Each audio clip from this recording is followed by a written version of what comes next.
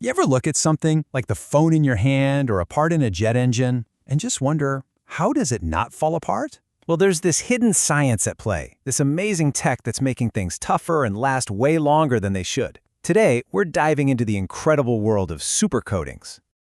I mean, it's a question we bump into all the time, right? Your tools get rusty. That non-stick pan you love starts to stick. You hear parts grinding against each other, slowly wearing away. It just feels like a rule of the universe that things break down. But what if it didn't have to be that way?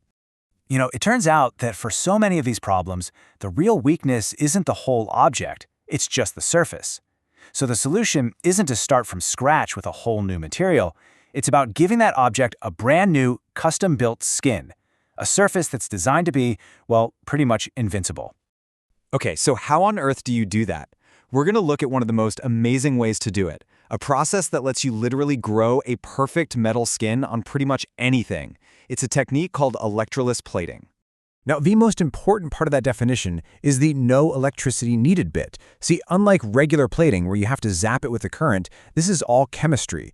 It's something called autocatalytic, which is just a fancy way of saying that once the chemical reaction starts, it keeps itself going, growing this perfectly even coating over every last nook and cranny. It's brilliant. So here's how it works, and it's so elegantly simple. First, you need a surface that can kick off the reaction. Then, you just dip it into a chemical bath that's full of metal ions. That surface starts a reaction, and those metal ions begin to stick to it, forming a coating. And here is the magic part. That brand new metal layer is also catalytic. So the process just continues, layer by atomic layer, growing this amazing new metal skin all by itself. But just growing a simple metal skin is only where this story begins. The real power here, the really cool part, is the customization. By just tweaking that chemical recipe, you can make not just pure metals, but super advanced alloys, each with its own tailored superpower. And it's fascinating how different recipes give you totally different results. For example, if you add phosphorus to a nickel bath, you get this nickel phosphorus coating. It has a strange amorphous structure, almost like glass. And because it doesn't have those normal crystal boundaries, there's nowhere for rust to get a foothold. It's incredibly corrosion resistant. But swap in boron instead, and suddenly you get nickel boron, which is famous for being incredibly hard. Or you can make something like nickel molybdenum phosphorus, which creates this tough nanocrystalline shield, basically a wall made of insanely tiny, ultra-strong crystals. So you're mixing 2, maybe 3 elements together to get these really powerful coatings, which kind of begs a question, right? Why stop there? What happens when scientists decide to just push this whole idea to its absolute limit? Well, that's when you enter the world of high-entropy alloys, or HEAs.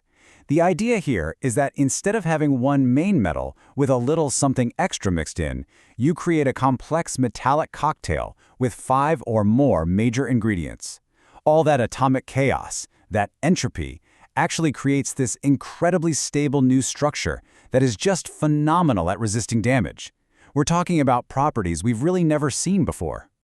Take a look at this number.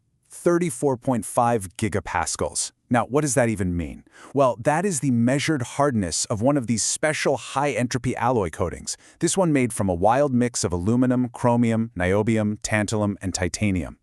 And to put that number in perspective for you, that is more than 3 times harder than the kind of tough, hardened steel we use to make tools and heavy-duty machine parts.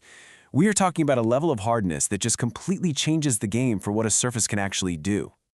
Okay, so creating these wild custom alloys is one thing. But what if, instead of just blending metals together, we start adding totally new, functional ingredients into the mix? The best way to think about it is like adding chocolate chips to your cookie dough. And that's the real difference between an alloy and what we call a composite coating. An alloy, on one hand, is just a seamless blend of metals. A composite, on the other hand, takes that metal blend, that's the matrix, or our cookie dough, and it embeds tiny functional particles right inside of it, giving the final coating brand new superpowers. And the results you can get are just unbelievable. You can add PTFE, which is basically tiny particles of Teflon, into a nickel phosphorus matrix, and bam, you have an ultra-low friction surface. Or you can mix in nanodiamonds to get insane wear resistance. You can even add things like titanium dioxide to create a photocatalytic surface. That's a coating that literally uses light to break down pollution. You're not just making a coating, you are building a tool for a very specific job. So where does all of this go from here? I mean, this technology is moving so fast. Researchers are constantly coming up with new recipes and brand new techniques to just push the boundaries of what a surface can be. And the innovation is really accelerating. We've got scientists experimenting with bio-based additives, using things like cellulose nanofibers, from wood pulp, to make coatings even harder. There's a huge push for greener chemistry, figuring out how to plate things like gold and silver without using toxic stuff like cyanide. And the level of precision we're getting is it's mind-boggling. We're getting to the point where we can build these complex layered structures almost one atom at a time. And the big takeaway here is that this isn't some far-off sci-fi concept. This tech is already all around us. It's inside your electronics, it's protecting parts in cars and airplanes, and it's making industrial equipment last so much longer. It's this invisible shield that makes so much of our modern world actually work.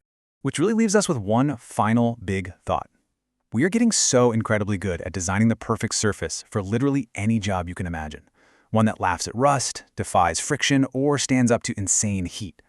So if you can give any object the perfect skin, what does that make possible? What challenges that seem totally impossible today might we solve tomorrow, just by getting the surface right?